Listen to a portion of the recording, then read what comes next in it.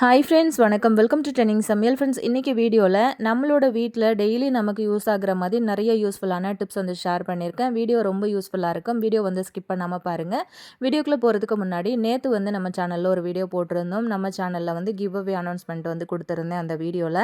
அதில் வந்து நீங்களும் கலந்துக்கணும் அப்படின்னு நினச்சிங்கன்னா மறக்காமல் அந்த வீடியோவை வந்து இந்த வீடியோவில் டிஸ்கிரிப்ஷன் பாக்ஸில் நான் வந்து கொடுக்குறேன். மறக்காமல் செக் பண்ணிக்கோங்க.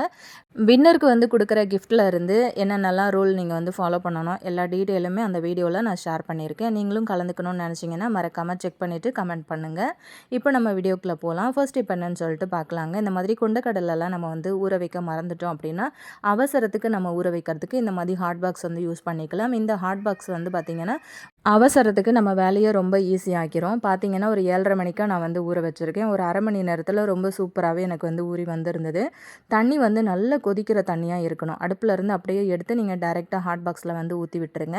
அந்த மாதிரி செஞ்சுட்டு நீங்கள் க்ளோஸ் பண்ணி இப்படி மூடி போட்டு மூடி வச்சிட்டிங்க அப்படின்னா ஒரு அரை மணி நேரத்தில் உங்களுக்கு ரொம்ப சூப்பராக இந்த கடலை வந்து ஊறி வந்துடும். இந்த மாதிரி கடலைக்கு மட்டும் கிடையாது, எல்லா விதமான பயிர் வகைகளுக்குமே நீங்கள் இந்த மாதிரி ஹாட் பாக்ஸில் சுடு தண்ணியை ஊற்றி நீங்கள் பயிர் வந்து ஊற வச்சிட்டிங்க அப்படின்னா ரொம்ப ஈஸியாகவே உங்களுக்கு வந்து டைம் வந்து ரொம்பவே சேவ் பண்ணி கொடுக்கும். இந்த ஐடியா உங்களுக்கு பிடிச்சிருந்தது அப்படின்னா மறக்காமல் இந்த வீடியோவுக்கு ஒரு லைக் கொடுத்துருங்க. அப்படியே உங்கள் ஃப்ரெண்ட்ஸ் கூடயும் வந்து இந்த வீடியோவை ஷேர் பண்ணிக்கோங்க. நம்ம இப்போ நெக்ஸ்ட் டிப் என்ன அப்படின்னு சொல்லிட்டு பார்க்கலாம். ரொம்ப யூஸ்ஃபுல்லான ஒரு டிப் அப்படின்னு நினைக்கிறேன். ரொம்ப பெரிய தலைவலிக்கு இது ரொம்பவே வந்து ஈஸியான ஒரு தீர்வாக இருக்கும் அப்படின்னு நினைக்கிறேன். என்னன்னு பார்த்தீங்கன்னா, இந்த மாதிரி ஒயிட் ஷர்ட்லலாம் பார்த்தீங்கன்னா காலரில் ரொம்ப அழுக்கு ஒட்டிகிட்டு இருக்கும் இல்லையா, அதை பசங்க வந்து யூனிஃபார்ம்லாம் யூஸ் பண்ணுறாங்க அப்படின்னா ரொம்பவே கஷ்டமாக இருக்கும் நமக்கு அதை துவைக்கிறதுக்கு. அதை துவைச்சி அதை ப்ரஷ் போட்டு அந்த காலரே வந்து டேமேஜ் ஆகி அது பிஞ்சு போகிற அளவுக்கே வந்து நம்ம துவைச்சி எடுத்துருவோம். ஸோ அந்த மாதிரி ஆகாமல் இதை வந்து எப்படி ஈஸியாக நம்ம சமாளிக்கிறதுன்னு பார்த்தீங்க அப்படின்னா, இது வந்து நான் மீஷோலேருந்து தான் வாங்கினேன். இது வந்து உங்களுக்கு காலரில் நீங்கள் இந்த ஸ்டிக்கரை அப்படியே ஒட்டி விட்டுட்டிங்க அப்படின்னா ரொம்ப சாஃப்டாக இருக்கும் இந்த ஸ்டிக்கர். ஒரு சிலர் நினைப்பீங்க இந்த மாதிரி ஸ்டிக்கர் வந்து யூஸ் பண்ணுறதுனால கழுத்தில் வந்து குத்துமோ அப்படின்னு சொல்லிட்டு, இது வந்து அந்த கிளாத்தோடையே உங்களுக்கு அப்படியே சூப்பராக ஒட்டிக்கும். உங்களுக்கு வந்து எந்த ஒரு இரிட்டேட்டும் இருக்காது. இதை அப்படியே நீங்கள் உங்கள் ஷர்ட்டோட காலருக்கு அளவு எடுத்து அழகாக கட் பண்ணிவிட்டு இப்போ நான் வந்து ஒட்டுற மாதிரி ஒட்டி விட்டுக்கோங்க. இது வந்து ஸ்டிக்கர் டைப்பு தான். அழகாக அந்த ஸ்டிக்கரை உரிச்சிட்டு நீங்கள் ஒட்டிக்கலாம். குழந்தைங்களுக்கு ஒயிட் யூனிஃபார்ம் நீங்கள் வந்து போட்டு விடுற நேரத்தில் இந்த மாதிரி வந்து இந்த ஸ்டிக்கரை வந்து அந்த காலரில் ஒட்டி விட்டுட்டிங்க அப்படின்னா ரொம்ப ஈஸியாக இருக்கும் உங்களுக்கு. ஈவினிங் குழந்தைங்க ஸ்கூல் விட்டு வர்றாங்க அப்படின்னும்போது ரொம்ப கஷ்டப்பட்டெல்லாம் நீங்கள் ஒயிட் யூனிஃபார்ம் இதுக்கு மேலே துவைக்கணும் அப்படின்னு அவசியம் கிடையாது. இதோட ப்ரைஸும் வந்து பார்த்திங்கன்னா ரொம்பவே கம்மி தான். 88 ரூபாய்க்கு தான் நான் வந்து வாங்கினேன். இதை விட கம்மியாகவும் இருக்குது, அதிகமாகவும் இருக்குது. காம்போ பேக் மாதிரியும் வந்து போட்டிருக்காங்க. மீஷோவில் இருந்து தான் பர்ச்சேஸ் பண்ணியிருந்தேன். இதோட லிங்க் வேணும்னா நான் வந்து டிஸ்கிரிப்ஷன் பாக்ஸில் கொடுக்குறேன். மறக்காமல் செக் பண்ணிக்கோங்க. அப்படியே அந்த காலரில் வச்சு நான் ஒட்டிட்டேன் பாருங்கள். அப்படியே ஒட்டிட்டு அழகாக அந்த ஸ்டிக்கரை உரிச்சு விட்டுட்டிங்க அப்படின்னா அந்த துணியோட சூப்பராக உங்களுக்கு வந்து ஒட்டி பிடிச்சிக்கும். நம்ம இந்த மாதிரி ஸ்டிக்கர் வந்து யூஸ் பண்ணியிருக்கோம் அப்படிங்கிறது யாருக்குமே வந்து தெரியவே தெரியாது. நமக்கு எந்த ஒரு இரிட்டேட்டும் இது வந்து கொடுக்கவே கொடுக்காது.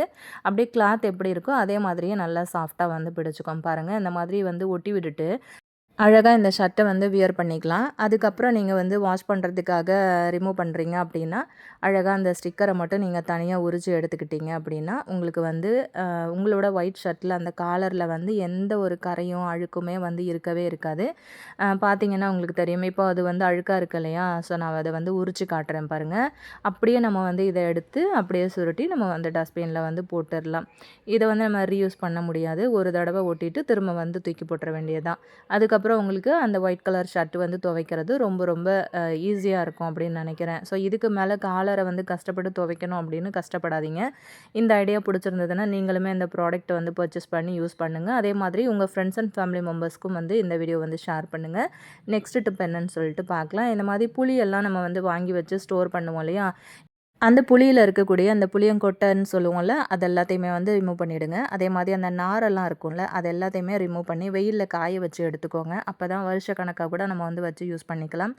எப்போவுமே புளியெல்லாம் நீங்கள் ஸ்டோர் பண்ணி வைக்கணும் அப்படின்னா இந்த மாதிரி ஜாடி வந்து யூஸ் பண்ணிக்கோங்க. ஜாடியில் கொஞ்சமாக உப்பு வந்து அடியில் போட்டிருக்கேன். அதுக்கப்புறம் இந்த மாதிரி சின்ன உருண்டைகளாக வந்து பிடிச்சு எடுத்துக்கோங்க. இப்படி வந்து நீங்கள் உருண்டை பிடிச்சி அதை வந்து ஜாடியில் போட்டுட்டு அதுக்கு மேலே வந்து ஒரு லேயர் உப்பு வந்து தூவி விட்டுருங்க. இந்த மாதிரி நீங்கள் செய்யும்போது என்னாகும் அப்படின்னா உங்களுக்கு வருஷ கணக்காக உங்களோட புளியில் வந்து பூச்சி புழுக்கள் வந்து எதுவும் வராமல் கெட்டு போகாமல் ரொம்ப வருஷத்துக்கும் உங்களுக்கு வந்து ரொம்ப நல்லாவே இருக்கும். புளி வந்து எந்த அளவுக்கு பழசாகுதோ அந்த அளவுக்கு நமக்கு வந்து குழம்புக்கு ரொம்ப டேஸ்ட்டு கொடுக்கும். கலர் வந்து நல்லா கருப்பாக இருக்கும். இப்போ மீன் குழம்புலாம் வைக்கிறோம் அப்படின்னா கொஞ்சம் கருத்த புளி வந்து சேர்க்கும்போது அந்த குழம்போட டெக்ஸ்சரே வந்து பார்க்கறதுக்கு ரொம்ப நல்லாயிருக்கும்ல. ஒரு ஒரு லேயர் உப்பு, ஒரு லேயர் புளி அப்படின்னு சொல்லிட்டு உருட்டி வச்சிட்டிங்க அப்படின்னா, இப்போ இதில் இன்னொரு பெனிஃபிட் பார்த்தீங்கன்னா, அந்த ஒரு உருண்டை இருக்குல்ல, இதை வந்து எடுத்து ஒரு குழம்புக்கோ, ஒரு ரசத்துக்கோ அந்த மாதிரி கூட நம்ம வந்து கரெக்டான ஒரு ஷேப்பில் பிடிச்சி வச்சுட்டோம்னா, நம்ம அந்த மாதிரி யூஸ் பண்ணிக்கலாம். புளி வந்து வேஸ்ட் ஆகாது. இப்போ அடுத்த டிப் என்னன்னு சொல்லிட்டு பார்க்கலாம். ரொம்ப ஈஸியாக கத்தி இல்லாமல் ரொம்ப அழகாக நம்ம வந்து கை வலிக்காமல் இந்த பூண்டை வந்து எப்படி உரிக்கிறதுன்னு பார்க்கலாமா? நான் வந்து பூண்டு இந்த மாதிரி வாங்கிட்டு வந்துட்டேன். இப்போ நிறைய பேர் வந்து பார்த்திங்கன்னா, நல்லா பல்காக இஞ்சி பூண்டு பேஸ்ட்டெல்லாம் அரைக்கணும் அப்படின்னா, நிறைய குவான்டிட்டியில் வந்து பூண்டு வந்து வாங்கி நம்ம உரிப்போம் இல்லையா? அதை வந்து ரொம்ப நேரம் கத்தியை யூஸ் பண்ணி நம்ம உரிக்கிறதுக்கு ரொம்ப கஷ்டமாக இருக்கும். அதுவும் இல்லாமல் நீங்கள் வந்து நகம் யூஸ் பண்ணி உரிக்கிறவங்களும் இருப்பாங்க. அந்த மாதிரி உரிக்கும்போது நகம் வந்து ஒரு மாதிரி எரிச்சல் கொடுக்கும். ரொம்ப வலிக்கும் 2, 3 நாளைக்கு. அதை வந்து எப்படி ஈஸியாக சமாளிக்கிறதுன்னு பார்த்தீங்கன்னா, பூண்டை வந்து ஃபஸ்ட்டு இந்த மாதிரி உதிர்த்து எடுத்துக்கோங்க. நிறைய பேர் பார்த்தீங்கன்னா, வெயிலில் போட்டு காய வச்சு பண்ணுவாங்க. ஸோ அதை விட இது உங்களுக்கு ரொம்ப ஈஸியாக இருக்கும். இந்த மாதிரி நீங்கள் வந்து ஒரு பவுலில் உதிர்த்து எடுத்த பூண்டு எல்லாத்தையுமே சேர்த்துட்டு, இதுக்குள்ளே வந்து கொஞ்சமாக தண்ணியை ஊற்றி விட்டுருங்க. அந்த பூண்டு வந்து நல்லா முங்குற அளவுக்கு தண்ணியை ஊற்றிட்டு, அதுக்கப்புறம் இந்த ஒரு கைப்பிடி அளவுக்கு கல்லுப்பு வந்து சேர்த்துருக்கேன். இந்த மாதிரியே சேர்த்து பூண்டை வந்து நல்லா கசக்கிட்டு அப்படியே ஊற விட்டுருங்க. ஒரு 1/2 அன் ஹவரில் பார்த்தீங்கன்னா, சூப்பராக உங்களுக்கு வந்து ஊறி வந்திருக்கும் பூண்டு. அதுக்கப்புறம் நீங்கள் வந்து கை வச்சு நீங்கள் அழகாக கசக்கி விட்டிங்கனாலே உங்களுக்கு உதிரி உதிரியாக பூண்டு வந்து அந்த தோலில் இருந்து சூப்பராக ரிமூவ் ஆகி வந்துடும். நீங்கள் கஷ்டப்பட்டு கை வலிக்க நகம் யூஸ் பண்ணி உரிக்கணும், இல்லை கத்தி யூஸ் பண்ணி உரிக்கணும் அப்படின்லாம் அவசியம் கிடையாது. ஒரு சீரியல் பார்க்குற நேரத்தில் நீங்கள் அழகாக உரித்து எடுத்துடலாம். இப்போ பார்த்தீங்கன்னா உங்களுக்கு தெரியும், தண்ணியில் வந்து நல்லாவே ஊறி வந்திருக்கு. இப்போ அந்த தோலெல்லாம் நம்ம வந்து இப்படி பூண்டை வந்து கை வச்சு இப்படி கசக்கி விடும்போதே பார்த்தீங்க அப்படின்னா, அந்த தோலில் இருந்து பூண்டு சூப்பராக தனியாக இந்த மாதிரி ரிமூவ் ஆகி வந்துருச்சு. இந்த மாதிரி ஒரு ஒரு தடவையும் நல்லா கசக்கி கசக்கி நீங்கள் வந்து எடுக்கும்போது பூண்டும் தனியாக, தோல் தனியாக உங்களுக்கு வந்து வந்துடும். இந்த மாதிரி செய்யும்போது ரொம்ப ஈஸியாக இருக்கும். ஒரு சீரியல் பார்க்குற டைமில் ரொம்ப அழகாக நீங்கள் வந்து பூண்டு உரித்து எடுத்துடலாம். இந்த ஐடியா உங்களுக்கு ரொம்ப யூஸ்ஃபுல்லாக இருக்கும் அப்படின்னு நினைக்கிறேன். ஸோ இது வரைக்கும் உங்களுக்கு தெரியல அப்படின்னா மறக்காமல் ட்ரை பண்ணி பாருங்கள். அப்படியே உங்கள் ஃப்ரெண்ட்ஸ் கூட ஷேர் பண்ணிக்கோங்க. அடுத்த டிப் என்னன்னு சொல்லிட்டு பார்க்கலாம். இந்த மாதிரி இஞ்சி வந்து நம்ம உரிக்கிறோம் இல்லையா? சீவும்போது நம்ம வந்து கத்தி வந்து யூஸ் பண்ணி சீவும்போது என்னாகும் அப்படின்னா, நிறைய அந்த இஞ்சியோட சதையுமே வந்து நமக்கு நிறைய வேஸ்ட் ஆகும். அந்த மாதிரி ஆகாமல் இருக்கிறதுக்கு வெறும் அந்த தோலை மட்டும் நம்ம எப்படி ரிமூவ் பண்ணுறது அப்படின்னு சொல்லிட்டு தான் இன்றைக்கி பார்க்க போகிறோம். ஃபஸ்ட்டு வந்து நான் இஞ்சியை கழுவியெல்லாம் எதுவும் எடுக்கலை. அப்படியே வாங்கிட்டு வந்து அப்படியே ஒரு முறத்தில் கொட்டி வச்சுருக்கேன். இப்போ நம்ம இஞ்சியோட தோலை சீவுறதுக்கு இந்த மாதிரி ஒரு ஸ்பூன் வந்து எடுத்துக்கோங்க. அந்த ஸ்பூனோட முன்பக்கம், பின்பக்கம் அப்படின்னு சொல்லிட்டு எந்த பக்கத்தில் இருந்து வேணும்னாலும் நீங்கள் வந்து இந்த இஞ்சியை தோல் சீவலாம். உங்களுக்கு வந்து சதையெல்லாம் எதுவும் வேஸ்ட்டாக போகவே போகாது. அழகாக அந்த மாதிரி அந்த தோல் மட்டும்தான் உங்களுக்கு வந்து ரிமூவ் ஆகி வரும். இந்த மாதிரி செய்யும்போது நிறைய வந்து இஞ்சியை வேஸ்ட் ஆகுறதையும் நம்ம வந்து அவாய்ட் பண்ணிக்கலாம். ஈஸியாக நமக்கு வேலையும் வந்து முடிஞ்சிரும். இப்போ சதை வந்து அதிகமாக வருது அப்படின்னா நமக்கு கையில் ரொம்ப எரிச்சல் கொடுக்கும். அதுக்காக நீங்கள் கத்தி வந்து யூஸ் பண்ணாமல் இப்படி வந்து ஸ்பூன் வந்து யூஸ் பண்ணி பாருங்கள். ரொம்ப ஈஸியாக உங்களுக்கு வந்து இஞ்சி உரிக்கிற வேலை ரொம்ப அழகாக வந்து முடிச்சிடலாம். கண்டிப்பாக இஞ்சி பூண்டு அப்படிங்கிறது நம்ம டெய்லியும் வந்து ஒரு அவசரத்துக்கு யூஸ் பண்ணுற ஒரு பொருள் அப்படிங்கிறதுனால இது அடிக்கடி நம்ம உரிக்கிறதும் அரைக்கிறதும் இந்த வேலை அடிக்கடி நம்ம பார்த்துட்டே இருப்போம் இல்லையா? ஸோ இதுக்கு மேலே கஷ்டப்படாமல் இந்த மாதிரி ஒரு ட்ரிக் வந்து ஃபாலோ பண்ணிக்கோங்க. இப்போ இந்த மெத்தட்லேயே நான் எல்லா இஞ்சியையுமே வந்து தோல் சீவினதுக்கப்புறம் காட்டுறேன். ஃபுல்லாக வந்து தோல் சீவி எடுத்துக்கிட்டேன். அதுக்கப்புறம் அந்த மாதிரி தண்ணியில் அலசி எடுத்துட்டோம் அப்படின்னா இஞ்சி நமக்கு சமையலுக்கு ரெடி ஆகிடுச்சு.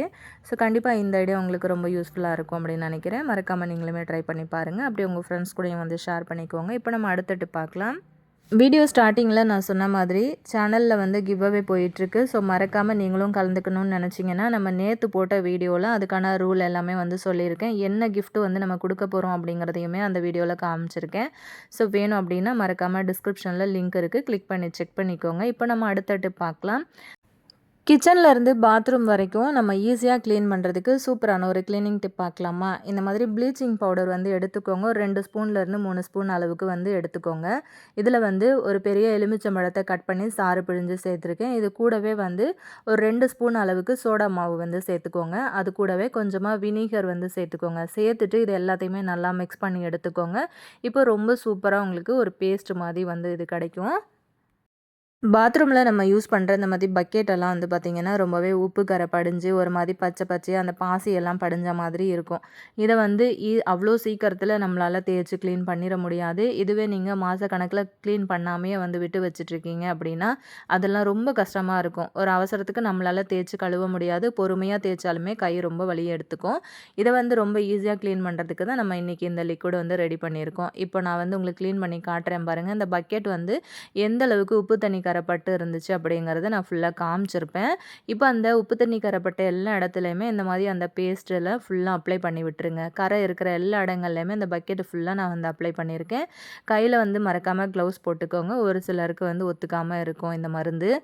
இந்த மாதிரி அந்த நாரில் தொட்டு தொட்டு எல்லா இடத்துலையுமே வந்து அப்ளை பண்ணிடலாம். அதே மாதிரி இந்த ஜக்லையும் வந்து நான் அப்ளை பண்ணி விட்டுறேன். இதை வந்து அப்படியே அப்ளை பண்ணிவிட்டு ஒரு 10 நிமிஷம் அதை வந்து நம்ம ரெஸ்ட்டில் விட்டுடலாம். இதை வந்து நம்ம ரொம்ப நேரம் ஊற வைக்கணும் அப்படின்னு கிடையாது. இந்த லிக்விடை போட்டு நம்ம லைட்டாக அப்ளை பண்ண ஆரம்பிக்கும் போதே அந்த இடம் எல்லாமே உங்களுக்கு பளபளன்னு பளிச்சுன்னு ஆகிடும். ஸோ அது அப்படியே இருக்கட்டும். அதுக்கப்புறம் இந்த பாத்ரூமில் பார்த்தீங்கன்னா இந்த டைல்ஸ் இருக்கு இல்லையா, இந்த பாத்ரூம் ஃப்ளோர் வந்து எப்போவுமே நம்ம வந்து க்ளீனாக வச்சுக்கல அப்படின்னா அழுக்கு சேர்ந்துருச்சுன்னா பார்க்குறதுக்கே நல்லா இருக்காது. இப்போ அந்த ஒரு பாக்ஸை மட்டும் நான் உங்களுக்கு எப்படி ஈஸியாக க்ளீன் பண்ணி காட்டுறேன் பாருங்கள். அந்த ஸ்க்ரப்பரில் லைட்டாக அந்த லிக்விடில் தொட்டு தொட்டு நான் அந்த ஒரு பாக்ஸுக்கு மட்டும் நான் அப்ளை பண்ணியிருக்கேன். இது வந்து நான் ரொம்ப நேரம்லாம் தேய்க்கல. ஒரு 2-3 நிமிஷமே அதிகம் அப்படின்னு நான் நினைக்கிறேன். அந்த ஸ்க்ரப்பர்லேயே லைட்டாக இந்த மாதிரி வந்து அந்த ஒரு பாக்ஸை மட்டும் நான் தேய்ச்சி விட்டுருக்கேன். இப்போ நான் தண்ணி அடித்து காட்டுறேன். எந்த அளவுக்கு பளிச்சுன்னு க்ளீன் ஆகிடுச்சு பாருங்கள். இப்போ இந்த ஒரு லிக்விடு மட்டும் நீங்கள் ரெடி பண்ணிட்டீங்க அப்படின்னா உங்களோட பாத்ரூமையுமே வந்து அந்த ஃப்ளோரை ரொம்ப அழகாக வந்து புதுசு போல் க்ளீன் பண்ணி எடுத்துடலாம். இந்த சோப்பு கரை, உப்பு தண்ணி கரை அப்படின்னு சொல்லிட்டு நிறையவே பட்டிருக்கும். ஸோ அதெல்லாம் வந்து ரொம்ப ஈஸியாக க்ளீன் பண்ணலாம். பாருங்கள் பக்கத்தில் இருக்கிற பாக்ஸ் வந்து எப்படி இருக்குது, இந்த பாக்ஸ் வந்து எந்த அளவுக்கு பளிச்சுன்னு இருக்குது அப்படின்னு சொல்லிட்டு ரொம்ப கஷ்டம் இல்லாமல் ஈஸியாக வந்து க்ளீன் பண்ணுறதுக்கு தான் இந்த ஐடியா நான் வந்து ஷேர் பண்ணியிருக்கேன்.